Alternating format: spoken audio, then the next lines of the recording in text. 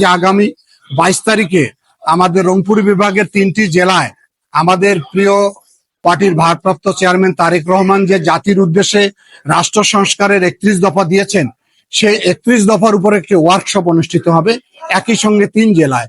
সেখানে কুড়িগ্রামে অনুষ্ঠিত হবে 22 তারিখে।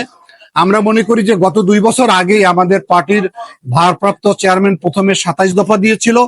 অন্য অন্য রাজনৈতিক দল যারা আমাদের সঙ্গে যুগপৎ আন্দোলন করেছে তাদের সঙ্গে মতের ভিত্তিতে 31 দফা করেছি আমরা।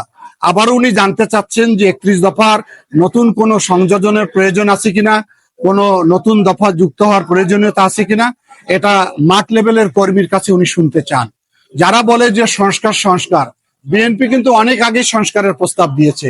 যারা নতুন কথা বলতেছেন তারা তো সংস্কারের কথা আগে বলেনি, বরং বিএনপি আন্দোলন চূড়ান্ত বিজয় অর্জনের অনেক আগেই অনেক দূরদর্শিতার পরিচয় দিয়েছিল জাতির সামনে 31 দফা। যে 31 দফা সংস্কারের মাধ্যমে যে রাষ্ট্র কাঠামোটা এখন ভঙ্গুর হয়েছে, এটাকে নতুন করে আমরা চালু করতে চাই। এই সংস্কারের মধ্যে অনেকগুলো গুরুত্বপূর্ণ প্রস্তাব রয়েছে।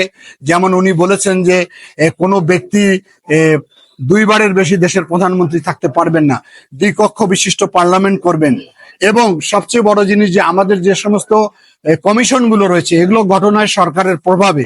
এগুলো কমিশন যাতে দুর্নীতি দমন কমিশন, অন্য অন্য কমিশন গুলো নিরপেক্ষ গঠন করা যেতে পারে, এগুলো নানান কথা এই 31 দফার মধ্যে রয়েছে।